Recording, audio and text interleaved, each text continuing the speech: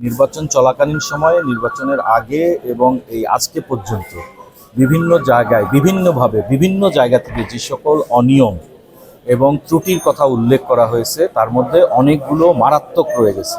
সেই সমস্ত অনিয়ম এবং ত্রুটিগুলো দূর করার জন্য চেষ্টা করেছি, সর্বোচ্চ চেষ্টা করেছি। কিন্তু আমি যেই পর্যায়ে এখন এসেছে, এই পর্যায়ে এসে আমি দেখছি যে এই ত্রুটিগুলো পূরণ করতে সংশ্লিষ্টরা ব্যর্থ হচ্ছেন। সেই কারণে আমি এই দায়ভার নিতে চাই নাই বলেই আমি যদি করেন তাহলে আমি যেমন এই সমস্ত কাজ থেকে তো আসলে বিরত থাকা যায় না, কারণ আমি নির্বাচন কমিশনার, আমি দায় নিব না। সেই দায়ভার থেকেই আমি পদত্যাগ করেছি।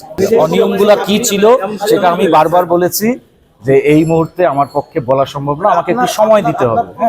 কেন? কারণ যে আমি বলেছি আমি 6 দিন ধরে না ঘুমিয়ে আছি, তাই না? তাইলে আমি এখন কি বলবো, কি লিখবো, তার মধ্যে ত্রুটি থাকবে। ঠিক আছে, আমি আপনাদের কাছে সময় চেয়েছি, অবশ্যই আমি আপনাদেরকে বিষয়গুলো তুলে ধরব। আমি করজোরে সংশ্লিষ্ট সকলের কাছে ক্ষমা প্রার্থনা করা ছাড়া আমি নিরুপায়। কিন্তু আমি শুধু এতটুকু মনে করছি যে অন্তত আমি এতটুকু করতে পেরেছি যে আমি নিজের বিবেকের কাছে মুক্ত থাকতে পেরেছি দুটো দিক থেকে, যে আমি চেষ্টা করেছি, পারিনি। তারপরে আমি কি করিনি, অন্যায়ের কাছে আমি মাথা নত করিনি।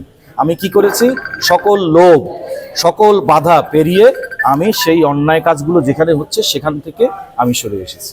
এবং বিভিন্ন নিরপেক্ষ জায়গায় যে সমস্ত তথ্য উঠে এসেছে সেই তথ্যগুলোর মধ্যেই আপনারা পেয়ে যাবেন যে কি অন্যায়। তবে এই বিষয়ে জিনিসগুলোকে আমি ক্ষমা চাচ্ছি যে আসলে একদম সুনির্দিষ্ট করে সংক্ষেপে ছাড়া আর বলার কিছু।